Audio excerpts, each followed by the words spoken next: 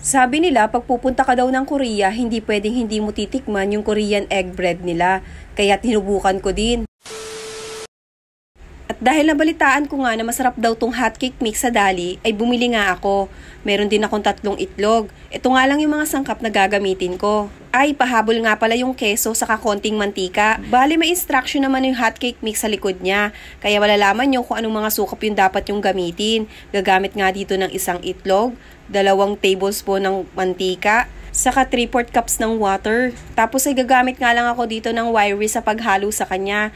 Kung wala ka namang wire whisk ay kahit tinidor ay pwede naman gamitin. Make sure lang na mahalo mo siya ng maayos para mawala yung mga buo-buo niya. Ito nga palang hotcake mixture ay kahit hindi mo nasalain kasi pino naman siya at kitang-kita mo naman kung gaano yung kaganda yung texture niya. Then mabango din siya kahit hindi ka na mag-add ng vanilla extract. Pag ganito nga yung itsura niya ay pwede na yan. Then kumuha na nga ako ng paglalagyan ko o hulmahan. Ito nga maliit na Tupperware na nga lang yung gagamitin ko. Nilagyan ko na nga lang ito ng oil o pinahiran ko na nga lang. Itong Korean egg bread ko nga pala ay i-steam ko lang. Yung iba nito ay ino-oven. Yung iba naman ay ginagawa, niluluto sila sa kalan. Yung parang niluluto na kagaya ng hot cake. Hindi na nga ako gagamit ng oven kasi mahal ang kuryente ngayon. Alam nyo na, nagtaas ngayon ng kuryente. Kailangan nating magtipid. Sa pinakaunang layer nga ay yung ating mixture. Tapos ay nilagyan ko nga ito ng keso. Sinunod ko naman ay itong itlog. Oo, isang buong itlog nga pala yung nilagay ko, tag-isang Tupperware na maliit. Ganito kasi yung nakikita ko na ginagawa sa Korean egg bread. Tapos niyan ay naglagay ulit ako ng keso sa ibabaw ng itlog. Pag marami ka kasing nilagay na keso ay mas masarap yung lasa niya. Siguradong magugustuhan ito lalo na ng mga bata.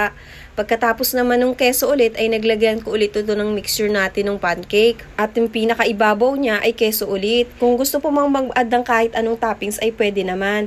Pero itong version ko ay itlog lang saka keso. Ay okay na ito. Then habang nilalagyan ko nga pala ito ng keso ulit sa ibabaw ay nagpapakulo na nga pala ako ng tubig sa steamer. I-steam ko nga pala ito ng mga 15 to 20 minutes para lutong-luto siya lalo na yung itlog natin. Tapos ay kinoberan ko nga pala ng tela yung takip ng steamer para hindi matuluan ng tubig yung ating magagawing Korean egg bread. Madali lang naman siyang gawin kasi gumamit tayo ng hotcake mixture.